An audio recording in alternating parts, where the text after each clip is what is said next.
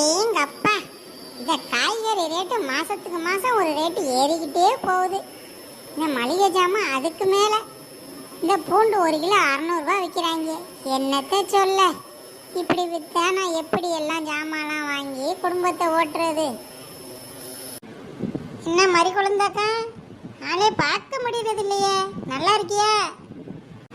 வாடி நெட்டவள்ளி, எப்படி இருக்க? என்னடி மாசத்துக்கு மாசம் ஒரு வளர்ச்சி வளர்றிய?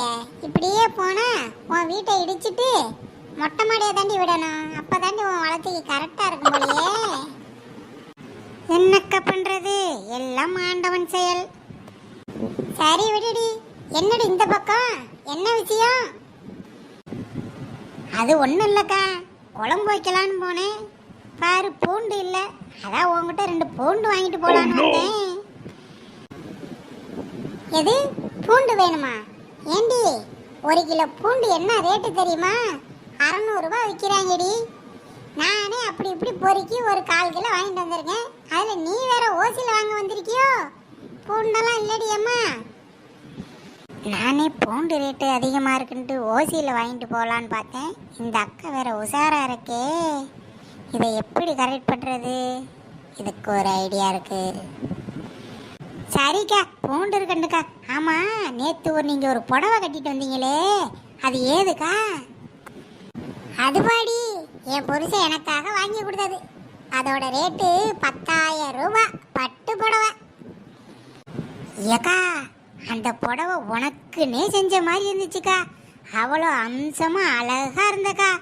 செம்ம அழகாக இருந்துச்சுக்கா. எனக்கே கண்ணு போட்டுரும் போல இருந்துச்சுக்கா. அப்படியாடி நெட்டவழி சொல்ற? எனக்கு அவ்வளோ அழகா இருந்துச்சா? எனக்கு தெரியும்டி, எனக்கு எந்த புடவை கட்டினாலும் அழகா இருக்கும்டி. ஆமா, நீ எதை கேட்டிய? என்ன கேட்ட? அதுவாக்கா, 2 பூண்டு வாங்கிட்டு வரலான்னு வந்தேன். அதான் நீ வேற ரேட்டு அதிகமாக இருக்குன்ட்டியா, அதான் என்ன பண்ணுறேன்னு தெரியல. சரி நான் வரேன்க்கா. ஏய், நீ ஒன்றும் கவலைப்படாதீ, என்கிட்ட பூண்டு கொஞ்சம் நிறையா இருக்கு. 2 தானே, இந்த எடுத்துட்டு வரேன் இரு. இந்த 2 பூண்டு வாங்குறதுக்கு எவ்வளவு பொழுக வேண்டியிருக்கு. இந்த குந்தாணிக்கு, இந்த குந்தாணி புடவை கட்டினா அழகா இருக்கா? குருதுக்கு புடவை கட்டின மாதிரி இருக்கு. குந்தாணி வரட்டும், எப்படியாச்சும் 2 பூண்டை போயிடலாம். அது சரி, நமக்கு 2 பூண்டு கிடைச்சா போதும்.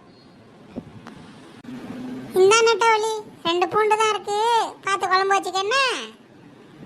சரிக்கா, ரொம்ப நன்றிக்கா. நான் போயிட்டு வேற எதுனா வேணா பார்த்து யோசிச்சுட்டு வரேன். என்னடி சொன்ன? ஒன்றும் இல்லைக்கா.